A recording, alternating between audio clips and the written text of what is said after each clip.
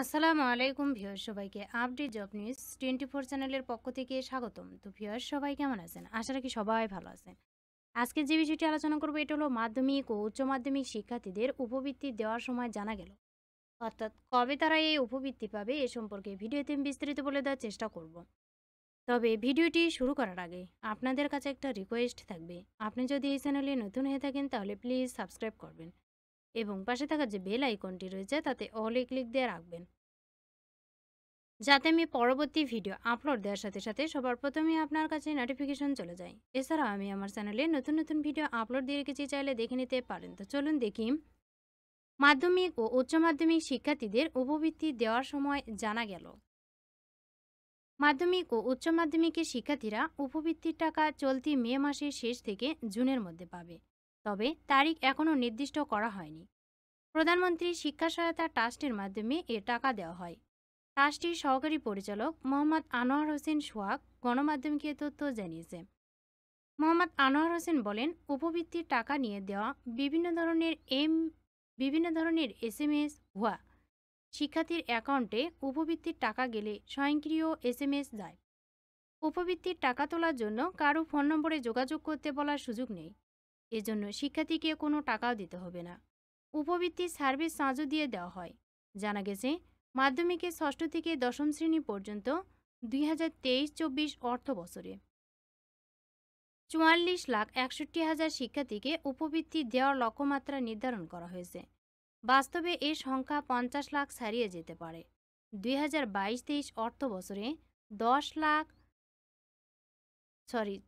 লাখ শিক্ষার্থীকে দেওয়ার লক্ষ্যমাত্রা থাকলেও দেওয়া হয়েছিল 50,53,661 জন শিক্ষার্থীকে।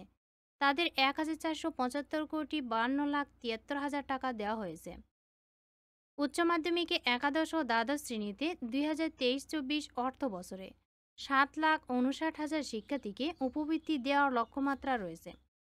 2022-23 অর্থ বছরে 7,62,000-এর মধ্যে 503,60,55,310 টাকা উপবৃত্তি দেওয়া হয়। এছাড়া স্নাতক ও সমমান শ্রেণীতে 2023-24 অর্থ বছরে 1,65,000 শিক্ষার্থীকে উপবৃত্তি দেওয়ার লক্ষ্যমাত্রা আছে। 2022-23 অর্থ বছরে লক্ষ্যমাত্রা 1,35,000 থাকলেও দেওয়া হয় 1,45,000 শিক্ষার্থীকে।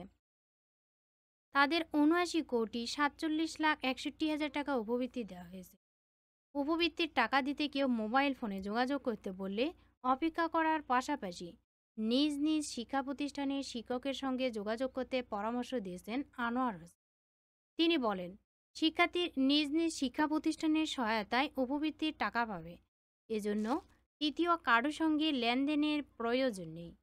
এ বিষয়ে কেউ প্রতারণার চেষ্টা করলে শিক্ষক অথবা আইন শৃঙ্খলা রক্ষাকারী বাহিনীর সঙ্গে যোগাযোগ করতে হবে বলে উল্লেখ করেন তিনি। উপবৃত্তির বিষয়ে কিন্তু বিস্তারিত তথ্য এই লিঙ্কে ক্লিক করলে জানা যায়। তো ভিউয়ার্স, এই উপবৃত্তির অর্থ কিন্তু তারা মে অথবা জুন মাসের মধ্যে পেয়ে যাবে। ষষ্ঠ শ্রেণী এবং উচ্চ মাধ্যমিক পর্যায়ে একাদশ বা আলিম শ্রেণীর শিক্ষার্থী হতে হবে।